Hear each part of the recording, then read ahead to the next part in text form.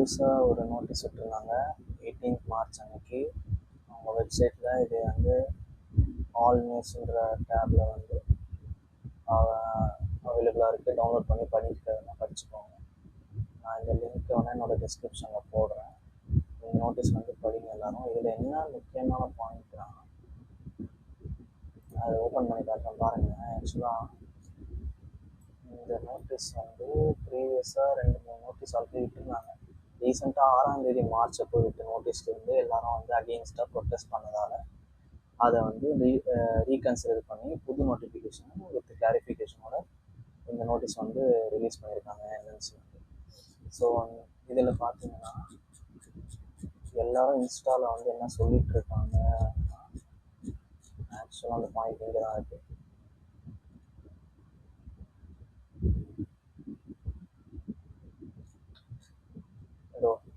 இதில் வந்து என்னென்னா, ஸோ இதில் வந்து என்னென்னா ஆஃப்டர் 2021 பிஃபோர் 2021 ஆஃப்டர் 2021 பேட்ச் வந்து சிஆர்எம், அதாவது இன்டர்ன்ஷிப் வந்து 1 இயர் அங்கே ஃபாரின் மெடிக்கல் இன்ஸ்டியூட்லேயே பண்ணியிருக்கணும். பிஃபோர் 2021 பேட்ச் ஸ்டூடெண்ட்ஸ் வந்து அவங்க வந்து அங்கேயே மேண்டட்டரியாக அந்த இன்டர்ன்ஷிப் வந்து மேண்டட்டரியாக கம்பல்சரியாக ஃபாரின் மெடிக்கல் இன்ஸ்டியூட்டில் பண்ண வேண்டாம்னு வந்து இங்கே வந்து மென்ஷன் பண்ணியிருக்காங்க. அதை வந்து கிளாரிஃபை பண்ணியிருக்காங்க. அவங்க என்ன பண்ணணும்னா, பிஃபோர் 2021 பேட்ச் ஸ்டூடெண்ட்ஸ் வந்து இந்தியா வந்து எஃப்எம்ஜி எழுதிட்டு இங்கே வந்து 1 இயர் இன்டர்ன்ஷிப் பண்ணணும். அங்கே பண்ணணும்னு அவசியம் கிடையாது. ஸோ அப்புறம் நெக்ஸ்ட் பாயிண்ட் வந்து ஆன்லைன் மோடில் யாராச்சும் படிச்சிருந்தீங்கன்னா அவங்களோட டவுட்ஸான கிளாரிஃபிகேஷன் கொடுத்துருவாங்க.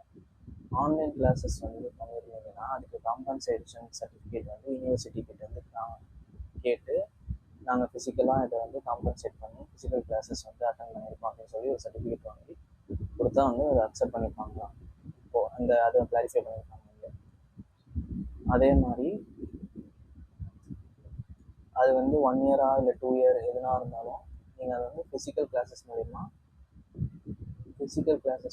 ஃபாரின் மெடிக்கல் இன்ஸ்டியூட்டில் வந்து அதை வந்து நீங்கள் காம்பன்சேட் பண்ணிடணும்னு சொல்லியிருக்காங்க. காம்பன்சேட் பண்ணி அந்த காம்பன்சேட்டரி சர்டிஃபிகேட் வந்து வாங்கி நமக்கு இஷ்யூ பண்ணால் அவங்க வந்து அக்செப்ட் பண்ணியிருப்பாங்க. They are eligible for registration in India. அப்புறமா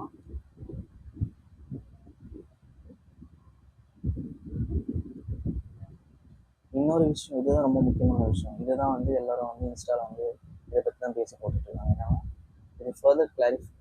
it is further clarified that FMG is governed by screening test regulations 2002, அதாவது பிஃபோர் 2021 நம்பலாம் அந்த batch.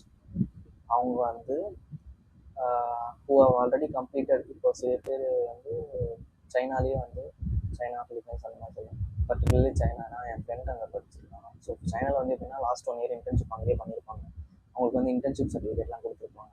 So FMG who have already completed the required compensation and the internship in the physical mode at their parent foreign medical institute shall not be required to undergo any additional CRM in India. So they are directly eligible for permanent registration. So they can get their permanent registrations directly without undergoing any additional CRM, without undergoing any additional internship in India. So அதுதான் வந்து சொல்ல வேண்டிய முக்கியமான point. இதுதான் வந்து unexpected மாதிரி. அவங்க already internship வந்து சைனாவில் பண்ணியிருந்தாங்கன்னா இங்கே இந்தியாவில் வந்து திரும்பியும் 1 இயர் இன்டர்ன்ஷிப் பண்ணணும்னு அவசியம் இல்லை அப்படின்னு மென்ஷன் பண்ணியிருக்காங்க. சஃபிஷியன்ட்லி காம்பன்சேட்டர் வந்து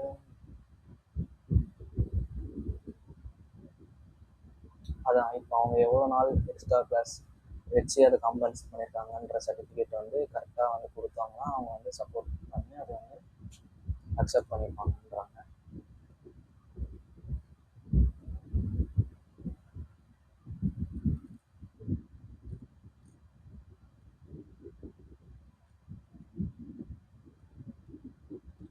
ஸோ அதுதான் நான் சொல்ல வேண்டிய பாயிண்ட். இதுதான் வந்து ஸோ மிச்சம்லாம் நிறைய பாயிண்ட்ஸ் இருக்குது, அதெல்லாம் நீங்கள் படிக்கலாம். ஜஸ்ட் நார்மல் ப்ரொசீஜர் எப்படி ஆஸ் யூஷுவலாக நடக்குமோ அதே தான். திருப்பி கரெக்டாக சொல்கிறாங்க. ஆக்சுவலாக இதெல்லாம் வந்து பிஃபோர் நோட்டீஸ் பார்த்தீங்கன்னா 7th டிசம்பர் நோட்டீஸு, இது வந்து 19th June notice. So actually இது ரெண்டுத்தையும் கிளாரிஃபை பண்ணி தான் வந்துட்டு நமக்கு இப்போ ரீசெண்டாக வந்து இஷ்யூ பண்ண 18th மார்ச் நோட்டீஸில் மென்ஷன் பண்ணியிருக்காங்க. ஸோ இதுதான் இந்த லிங்க் நான் வந்து டிஸ்கிரிப்ஷனில் ஷேர் பண்ணுறேன், நீங்கள் இதை ஃபுல்லாக படிச்சு பாருங்கள்.